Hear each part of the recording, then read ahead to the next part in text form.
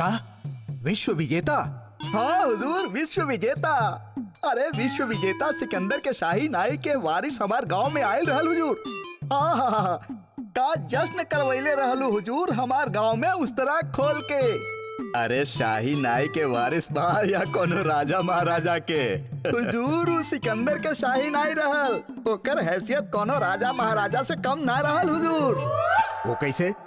अरे हुजूर, जब भी सिकंदर होकर मालिक से खुश होकत रहे ना, हाँ। तो हुजूर एक दुगो रियासत तो बस ऐसा ही इनाम में दे देत रहल। रियासत? वो भी इनाम में? हाँ हुजूर। कमाल बा। यदि सिकंदर के शाही नाई के हैसियत कोनो राजा महाराजा जैसन रहल, तो सिकंदर के वजीर आजम के का जलवा होखी बने। वाह हुजूर, रउआ तो हमार मुंह के बात छीन लेनी हुजूर उस तरह खोल के। हुजूर हुजूर सुन ले बानी की सिकंदर अपन वजीर आजम के कई कई देश के राजा बना देत रहल। कई देश के? हाँ हुजूर। काश हुजूर कि अपन बादशाह सलामत भी विश्व विजेता होखतन, तो हमने भी कोनो छोट मोट देश के राजा तो बन ही सकत रहे हुजूर। हुजूर रहुआ हमार मतलब बाकी रहुआ कई देश के राजा होते हुजूर उस तरह खोल के हुजूर, और बादशाह अकबर के पूरा दुनिया में जय जयकार हो रहा होके तो हुजूर। परंतु अब बादशाह सलामत भी का करस। अब ना तो उनमें पहले जैसा जोश रहल और ना ही अब हिम्मत रहल हुजूर उस तरह खोल के। अरे उस तरह बंद करो, ठीक से मालिश कर। जी हुजूर, जी हुजूर।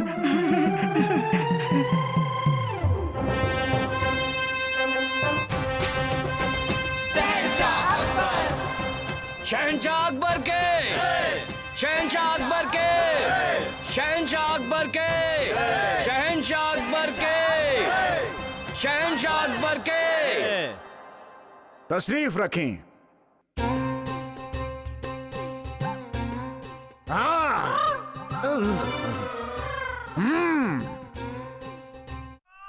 क्या बात बा बलदेव? रहुआ कुछ परेशान लग रहा बानी? हमके पता बा पिताजी काहे परेशान बने। सवेरे इनकर दूध बिलाई पी गेल रहल, वो भी पूरा एक शेर। बेटा वासूप, अब हमके रोके से का फायदा पिताजी? रोके के रहल तब बिलाई के रोकती हैं? चुप रहा बेवकूफ। महाराज बात ही बाकी प्रजा ही माने ले कि बादशाह में अब पहले वाला जोश और हिम्मत नहीं खे का? हमारा बारे में हमें हमके फिक्र तो हमके भी होखेला राव रब्बा हुजूर। कितना काम करब रहुआ, यही से अब वक्त आ गई बा कि रहुआ अपन सब जिम्मेदारी हमारी फौलादी कंधा पर दे दी। राउरी फौलादी कंधा आज तक कोनो जिम्मेदारी उठौले बा? बिल्कुल अब्बा हुजूर। अभी कुछ दिन पहले हम एगो खरगोश के शिकार कैनी और उकर बाद अपन अम्मी जान के अपन ए फौलादी कंधा पर उठा लेनी। ई जिम्मेदारी हमार बा, हम खुद उठा ले। रहुआ नीचे रखी, नीचे रखी, रखी रखी नीचे। तो बलदेव, प्रजा के ऐसन काहे लागत बाकी हमार हिम्मत और हमार जोश कम हो गए बा? हमके पता बा फूफू, ना तो रुआ खरगोश के शिकार कर पावे नी और ना तो फूफी जान के उठा पावे नी, तो हो गई ना कम। चुप रहा बेवकूफ। बलदेव का हम एकर शिकार कर सके नहीं? बेटा वासु चुप। क्षमा महाराज, प्रजा के ही लागेला कि रउआ पूरा दुनिया के जीत के विश्व विजेता बन सके नहीं, बाकी रउआ खाली मुगल सल्तनत के बादशाह बन के ही संतुष्ट बानी। आवाम रउआ के विश्व विजेता बनल देखल चाहत बा महाराज। बलदेव, हमारे अंदर के शेर जाग रहल बा। अब हम भी विश्व विजेता बन के दिखाए। महाराज बुरा ना मानी तो एगो सवाल पूछी? पूछा बिरबल, पूछा। महाराज एगो बात बताएं, एगो इंसान के एगो औलाद होके ई बात अच्छा बा, या फिर एगो इंसान के 20 औलाद होके ई बात?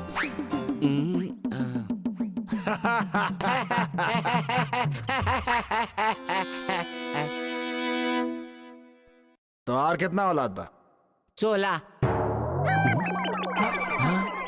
उनकर ख्याल रख पावेला ठीक से। तोहार जवाब तोहरा सामने बा। जौन देखभाल और ख्याल एक बच्चा के रखल जा सकेला उस 16 या 20 बच्चन के ना। ठीक कहली महाराज। जौन ध्यान रउआ एगो मुगल सल्तनत के रख सकेली वो पूरा दुनिया के कैसे रखब। महाराज सोची, जब एगो मुगल सल्तनत के संभाले में इतना तकलीफ हो रहल बा तब पूरा दुनिया के संभाले में कितना होगी। महाराज राउर दिल के चैन और रात के नींद हराम हो जाए। बाकी महाराज सिकंदर ऐसा ही सोचतन तकाऊ विश्व विजेता बन सकत रहले महाराज। ना का रउआ नहीं चाहत कि दुनिया रउआ के विश्व विजेता बनत देखे। हाँ बाकी रउआ में वो हिम्मत और जोश नहीं खे महाराज। हाँ नहीं, हमें जोश भी बा और हिम्मत भी। हम विश्व विजेता बन के रहब। बलदेव हाँ महाराज। तू जाके अलग अलग देश में पता करा कि केकरा लगे कितना सेना बा और उनका साथे जंग लड़े खातिर, उनके हरावे खातिर हमने के का तैयारी करे के बाद जा। जौन आज्ञा महाराज। अरे बाकी महाराज। लेकिन कुछ ना बीरबल, अब हमके विश्व विजेता बने से केहू ना रोक सकेला।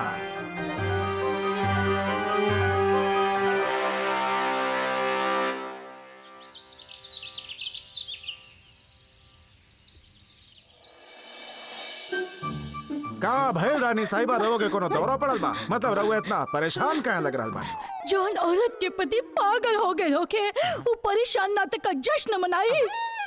हमके बताई वो कौन बेअकल इंसान बा, कौन बेवकूफ अनाड़ी इंसान बा जे रउआ के विश्व विजेता बने के सलाह देले बा। ओके अभी यही वक्त अपन दरबार से बाहर निकाल दी। ठीक बार हुआ कहत बानी तो हम बलदेव के अभी यही वक्त अपन महल से बाहर निकाल देत बानी। का भाई साहब रउआ के सलाह देले? वो इतना अकलमंद बाड़े, हम माने थी नहीं कि वो ऐसा सलाह देले रउआ के। अरे हम सच करल बानी रानी साहिबा। देखी जहाँ पना वो ना कुछ और कहले हो खिए रउआ के और रउआ कुछ और समझ ले हो खब। वाह वाह, बात और भाई साहब पर आई तो सब गलती हमार हो गई। ना ऐसा बात नहीं खे जहाँ पना वो सब छोड़ी ना। रउआ के विश्व विजेता बने के का जरूरत बा? हमने के लगे बानो सब कुछ। हम अपन आवाम के दिखावल चाहत बानी कि हमरा अंदर आज भी उहे जोश उहे हिम्मत बा जौन जवानी में भइल करत रहे। कुछ बचल ही नहीं खे, वो दिखावल चाहत बानी रउआ। 4 कदम चल के हाफे लग जानी, का दिखाए बावाम के? तो चले वाला के बा, हाथी पर बैठ के जंग करब हम। रहुआ देखत रही रानी साहिबा, ये पूरी दुनिया के जीत के और कदम पर ला के रख देब हम। हा? एगो जेवर मांगे नी तो मुंह बना लेनी, पूरा दुनिया के हमार कदम में का खाक ला के रख दे। रानी साहिबा रहुआ ये सब का कर रहल बानी? हम यहाँ विश्व विजेता बनने के बात कर रहल बानी और रहुआ बानी की जेवर और कपड़ा से बाहर नहीं निकल पा रहल। देखी रहुआ बाहर निकल जाई। ठीक बा। अरे हमार कक्ष से ना, रउआ पर ही जॉन विश्व विजेता बने के भूत सवार बना जहाँ पना ओ से बाहर निकल जाई। अब ऐसा ना हो सकेला रानी साहिबा। हमारा आवाम चाहत बिया कि हम विश्व विजेता बनी तो हम विश्व विजेता बनब। विश्व विजेता। बस अब हम का करी? जब इनके कुछ हो गए तो हम बेवा और सलीम यतीम हो जाए। सलीम के अब्बू के रोके की पड़ी। और एक काम खातिर हमार मदद खाली एगो इंसान कर सकेला।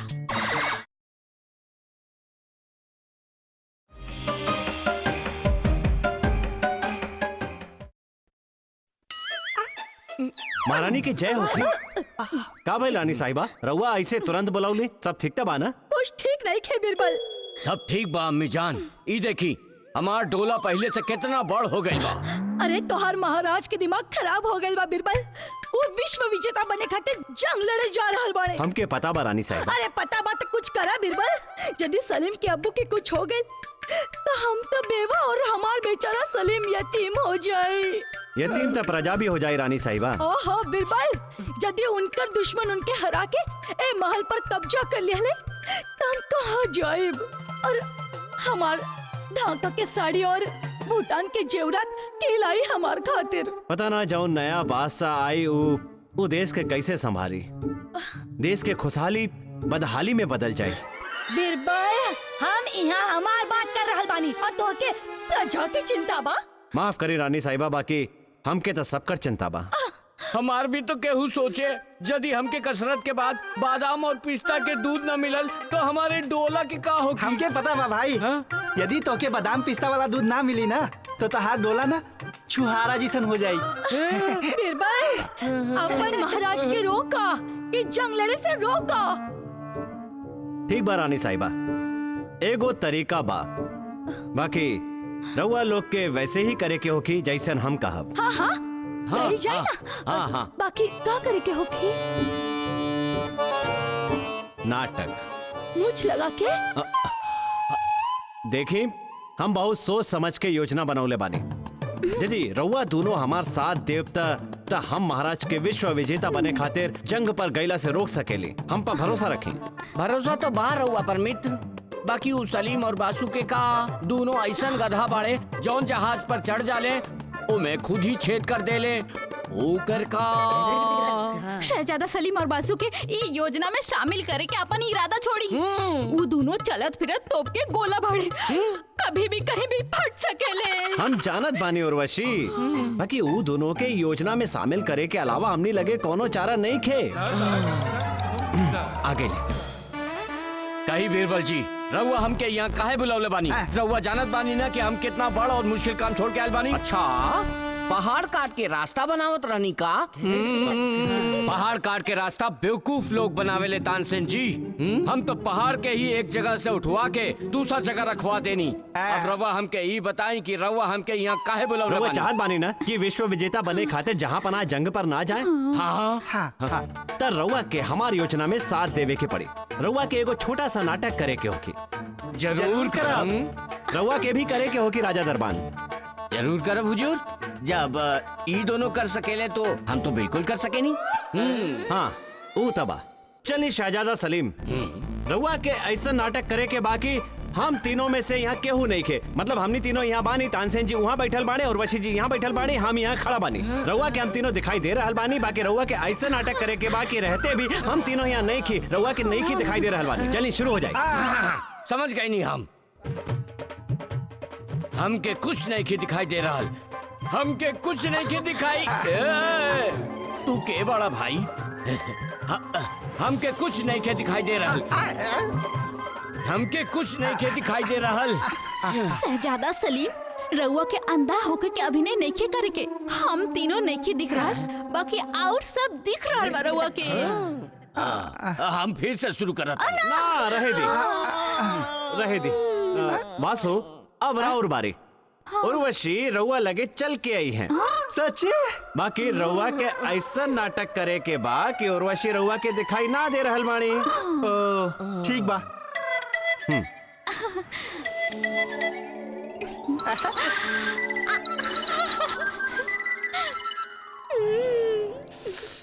वाह, का खुशबू बारा और इत्र के उर्वशी। वासु, रउआ हमके ना देख सकेनी। बाकी हम सूंघ तो सके नहीं ना।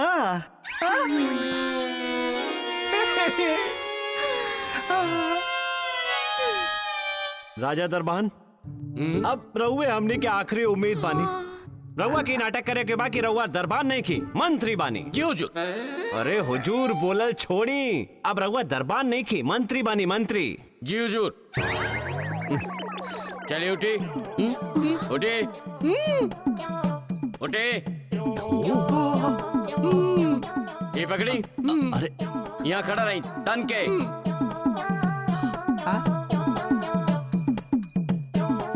हमार खातिर एगो शाही चाय पेश कल जाए। हमने तो के मंत्री बनावली, हमने के काम करे खातिर, हमने से काम करवावे खातिर ना। खड़ा हो जाओ ने। आई आई बिराजी तानसेन जी आई। छोड़ी का? इनसे कोशिश करवावल छोड़ी। ये जन्म में तो इनका सबसे अभिनय ना हो पाई। हम चलत बानी। कहाँ? हमके पता बा, सलीम भाई साहब अपन अगला जन्म लेवे जा रहल बाने। बिल्कुल सही। शाही खून बानी हम। शहजादा सलीम, तनी देर खातिर रुक जाएं। रउआ जाके रानी साहिबा के सिखाई। हम इनकरा पर एक बार फिर कोशिश करत बानी।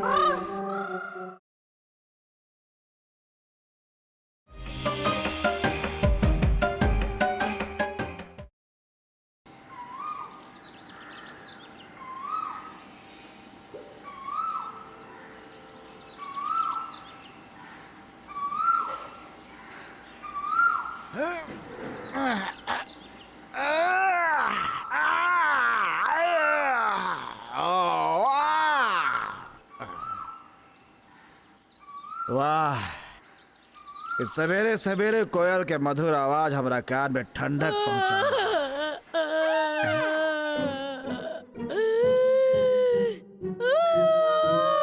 महल में से रोए की आवाज? रानी बर्बाद हो गए ने, लुट गए ने, बर्बाद हो गए ने। जा बना रहल बड़े। बर्बाद हो गए ने। अरे रानी साहिबा, रहुआ लोग ए दासी के लिबास में कहे बानी और रहुआ इतना रो कहे रहल बानी? कितना बार समझौनी रहुआ के सलीम के अब्बू, कितना बार समझौनी। ये विश्व विजेता बने के पागलपन छोड़ दी। बाकी हमारे सुने लाके चल गए ले जंग पर, खुद तो शहीद हो गए। हमारे भाई साहब के भी शहीद कर देले। क्या कह रहल बानी रानी साहिबा? शहीद? हम खड़ा बानी यहाँ रहुआ सामने बिल्कुल जिंदा। काश काश हुआ जिंदा होती। रानी साहिबा, रानी साहिबा, संभालिए अपना आपकी रानी साहिबा, रानी साहिबा।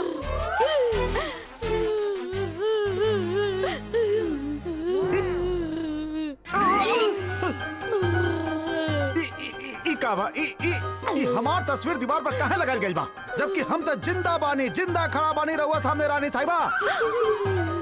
हम मरल नहीं की, हम बानी। का हम रहुआ के दिखाई नहीं की दे रहा? देखी हमके कहा बा ये सब? छोड़ी रानी साहिबा। काहे छोड़ी? जब हम जिंदा बानी तो काहे छोड़ी? कैसे छोड़ी उर्वशी? जब भी हम इनका तस्वीर देखे नी, इनका बेवकूफी सामने आवेला। बेवकूफी? कितना रूप से कहल करत रहले, हम बानी अकबर बादशाह। अब देखो, ना रहले अकबर, ना रहले बादशाह। अरे रहुआ ये ना रहले का करहल बानी रानी साहिबा? हम बानी। देखी हम जिंदा खड़ा बानी तोरा सामने। रानी साहिबा, जौन भाई लोग के भूल जाई जैसे हम भूल चुकल बानी। सच तो ई बा कि अब हमनी के महल के दासी बानी। दासी? ए महल में रहुआ के बनावलस दासी? ए दासी! जब देखा अपन बेवकूफ पति के तस्वीर के सामने रोत रहलू। दासी बाड़ू, काम करा, काम चोर कहीं के। महारानी जी, हमके माफ कर दी, हमके माफ कर दी। हम का करी जब भी ये बेवकूफ पति के तस्वीर देखे नी? बेवकूफ पति? हाँ, बेवकूफ पति। हाँ, हमसे बर्दाश्त ना हो खेला महारानी जी, हम का करी? ये तो होके के ही रहल। हमार पति से जंग में केहू ना जीत सकत रहल, तबे तो तोहार पति के जंग में हरा के आज मुगलिया सल्तनत के बादशाह बनल बड़े। और हम यहाँ के महारानी। हाँ नंदा, महारानी जी। चला काम करा, न तो धक्का मार के महल से बाहर निकाल दे। रानी साहिबा से इस तरह बात करे के गुस्ताखी कह तू, हम तोहर सर कलम कर दे। महारानी जी, महारानी जी, महारानी जी, देखी हमके तरह धक्का मार के महल से मत निकालिए, गरीब लोग बाने हम। छोड़ी का छोड़ी? इनके धक्का मार के विचार छोड़ी। इनके धक्का मारब तो इनकर कुछ ना बिगड़ी, बाकी राउर हाथ के हड्डी टूट सकेला। हमार मतलब बाकी रवा चिंता छोड़ी, हमनी के अच्छा से काम कर लेल जाए। ठीक बा दासी लोग, दोबारा शिकायत के मौका ना मिले के चाहिए। ना मिली।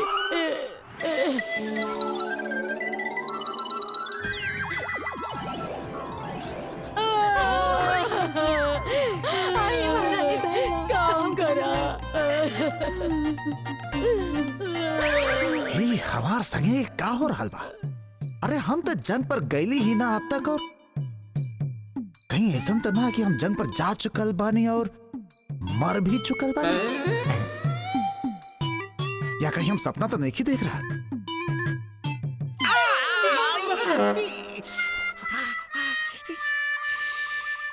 हम इनके दिखाई भी तो नहीं दे रहा। बाकी यदि हम इनके दिखाई नहीं दे रहा तो का तलवार इनका खातिर हवा में उड़ रहा बा? वो तलवार हवा में उड़ रहा है। रखल बा। ई का हो रहल बा हमरा बा?